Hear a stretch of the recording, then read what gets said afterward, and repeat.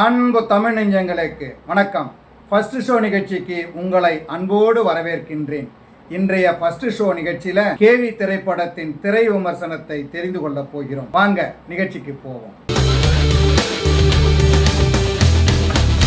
பெரியகுளம் அருகே மேற்கு தொடர்ச்சி மலை, அதாவது 30-35 கிலோமீட்டருக்கு அங்கிட்டு வெள்ளைக்கேவி என்கிற கிராமம், மலை கிராமம், பயங்கரமான வனப்பகுதி.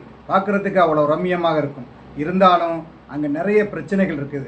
எந்த பொருள் வாங்கினாலும், அதாவது அத்தியாவசிய பொருட்கள், மருந்து, எந்த பொருள் வாங்கினாலும் 30 கிலோமீட்டருக்கு கீழே இறங்கி தான் வரணும். பெரிய குளத்துக்கு தான் வரணும், இல்லை கொடைக்கானலுக்கு தான் போகணும். கொடைக்கானலுக்கு போகிறது கொஞ்சம் சிரமம், இருந்தாலும் கீழே தான் வரணும். மழை காலங்களில் வெள்ளப்பெருக்கு ஏற்பட்டால் கீழே வர முடியாது. பிரசவம் அவசரம் அப்படின்னா கூட மருத்துவமனைக்கு கீழே தான் வரணும். சாலை வசதிகள் கிடையாது, ஆற்றை கடக்க பாலம் போன்ற வசதிகள் கிடையாது. 5 ஆண்டுகளுக்கு ஒரு முறை தேர்தல் நடக்கும். அந்த தேர்தல் காலங்களில் ஓட்டு சேகரிக்க, அதாவது வாக்கு சேகரிக்க, வாக்குறுதிகளை கொடுக்க அரசியல்வாதிகள் வருவாங்க. அதன் பிறகு வாக்குறுதிகளை நிறைவேற்றுறதே கிடையாது. அந்த வருஷமும் வாக்கு சேகரிக்க ஆளுங்கட்சி எம்எல்ஏ வர்றாரு. வரும்போது மக்கள் எதிர்ப்பாங்க இல்லையா, முஷ்டியை உயர்த்துவாங்க இல்லையா. ஆளுங்கட்சி எம்எல்ஏ அவரை எதிர்த்தா போலீஸ் சும்மா இருக்குமா? அவருடைய பவரை காமிப்பாங்க இல்லையா. ஆனால் அங்கே எடுபடாது.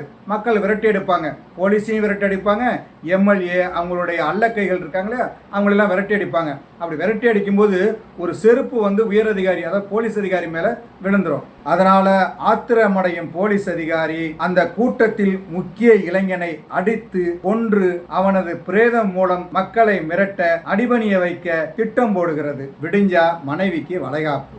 ஊருக்கும் உறவுக்கும் அழைப்பு விடுத்துவிட்டு பெரிய குளத்துக்கு, அதாவது கீழே பொருள் வாங்க வர்றாரு கதாநாயகன் ஆதவன். அங்கே பொருளெல்லாம் வாங்கிக்கிட்டு நைட்டு ஒரு 10 மணியை போல் ஊருக்கு திரும்புகிறார். ஊருக்கு திரும்பும்போது ஒரு மலையடி வாரத்தில் போலீஸ் அவரை மடக்குது. அதாவது இவர் வர்றது போகிறது எல்லாத்தையும் தெரிஞ்சுக்கிட்டு இப்போ அவரை மடக்கிறாங்க. அவரை பிடிச்சி அடித்து சித்திரவதை பண்ணி உயிரோடு கொளுத்துறது தான் போலீஸோட திட்டம். இதே நேரம் ஆதவன் மனைவி ஷீலாவுக்கு பிரசவ வலி ஏற்படுகிறது. துடிக்கிறார். அவரை பெரியகுளம் மருத்துவமனைக்கு கொண்டு சென்றால்தான் காப்பாற்ற முடியும் என்கிற நிலை. அதனால் ஊரில் உள்ள மக்கள் அவரை தொட்டில் கட்டி தூக்கி வருகிறார்கள். வழியில் பனிக்குடம் உடைந்து உயிருக்கு போராடுகிறார் ஷீலா. ஒரு பக்கம் மனைவி பிரசவ வலியால துடிக்கிறார், இன்னொரு பக்கம் போலீஸோட சித்திரவதையால, அதன் வலியால கணவன் துடிக்கிறார். இவர்களின் வலி மிகுந்த வாழ்க்கை மக்களுக்கு வழி ஏற்படுத்தி கொடுத்ததா என்பதுதான் படத்தின் மீதி கதை.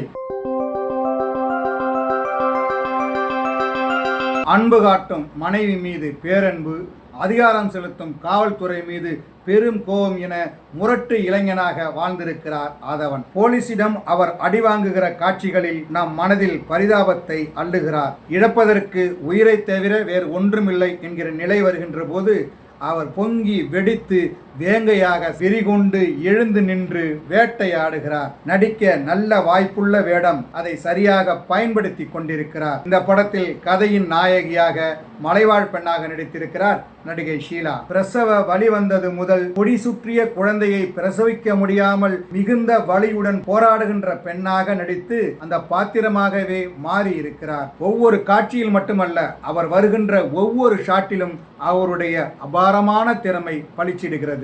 குழந்தையை பிரசவிப்பது என்பது சாதாரணமில்லை, வலி மிகுந்தது. அந்த வலியை நம் மனதுக்குள் கடத்துகிறார் ஷீலா. அவரது சகோதரராக நடித்திருக்கும் இளைஞரும் மனதில் நிற்கிற அளவுக்கு நடிப்பை கொடுத்து கவனிக்க வைக்கிறார். போலீஸ் அதிகாரியாக சார்லஸ் வினோத் பழிவாங்கும் போலீஸ் அதிகாரியின் குணத்தை வெளிப்படுத்தி இருக்கிறார். அவருக்கு துணையாக சில கெட்ட போலீஸ்களும் ஒரு நல்ல போலீஸும் வருகிறார்கள். மனிதநேயம் இல்லாத மருத்துவராக காயத்ரி, கருணை உள்ளம் கொண்ட மருத்துவராக ஜாக்குலின், வேலையே போனாலும் கவலை இல்லை என்று உதவும் ஜீவா சுப்பிரமணியம், அட்டண்டர், வாட்ச்மேன் என நல்லவர்களும், கிராமம் என்றால் இப்படித்தான் ஒற்றுமையாக இருப்போம், அன்பு காட்டவும், அக்கறை செலுத்தவும், உதவிக்கு ஓடி வரவும், என்றும் துணையாக இருப்போம் என்கிற கிராம மக்கள் என பலர் இந்த படத்தில் நடித்திருக்கிறார்கள். இந்த படத்தில் நடித்தவர்கள் அனைவருமே நடித்ததாக தெரியவில்லை, அந்த பாத்திரங்களாகவே வாழ்ந்திருக்கிறார்கள்.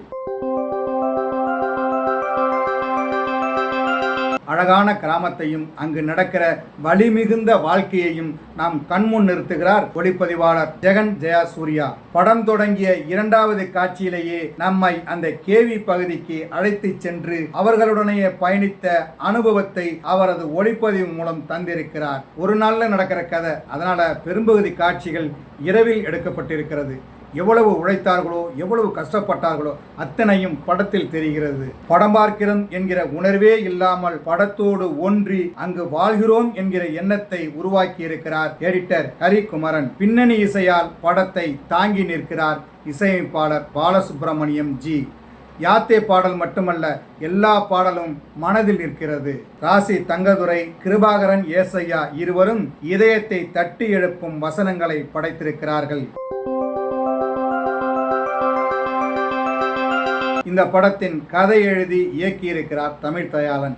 இந்த சின்ன வயதில் இவருக்குள் இப்படி ஒரு திறமையா என்று வியந்து பார்க்கின்ற அளவுக்கு ஒவ்வொரு காட்சிகளும் அமைந்திருக்கிறது. ஒரு நாளில் நடக்கிற கதை அதை விறுவிறுப்பு குறையாமல் கிரைம் த்ரில்லர் பாணியில் கொடுத்திருக்கிறார். சாலை வசதி வேண்டும் என்கிற ஒரு விஷயத்தை எடுத்துக்கொண்டு அதற்காக போராடுகின்ற இளைஞனையும், அந்த சாலை வசதி இல்லாமல் உயிருக்கு போராடுகின்ற ஒரு பெண்ணின் வலியையும் நம் மனதிற்குள் நன்றாகவே கடத்தி இருக்கிறார். உயிர்ப்பான வாழ்வியல் படமாக, பாராட்டுவதற்கு தகுந்த படமாக கேவி படம் அமைந்திருக்கிறது. அவர் சினிமாவை பொழுதுபோக்கு என்று சொல்வார்கள், சினிமா ஒரு கமர்ஷியல் பொழுதுபோக்கு என்று சொல்வார்கள். அதையும் தாண்டி இந்த படம் ஒரு கலைப்படைப்பு. என்ன நேயர்களே, கேவி திரைப்படத்தின் திரை விமர்சனத்தை தெரிந்து கொண்டீர்களா? சரி, தமிழ் வலைக்காட்சியை தொடர்ந்து பாருங்கள். தமிழ் வலைக்காட்சியை லைக் பண்ணுங்கள், ஷேர் பண்ணுங்கள், கமெண்ட் பண்ணுங்கள், சப்ஸ்கிரைப் பண்ணுங்கள். தமிழ் வலைக்காட்சியின் புதிய அப்டேட்டுகள் உடனுக்குடன் உங்களுக்கு தெரிய வர அருகில் உள்ள பெல் பட்டனை மறக்காமல் அமுக்குங்க. கலை இலக்கியம் யாவும் மக்களுக்கு.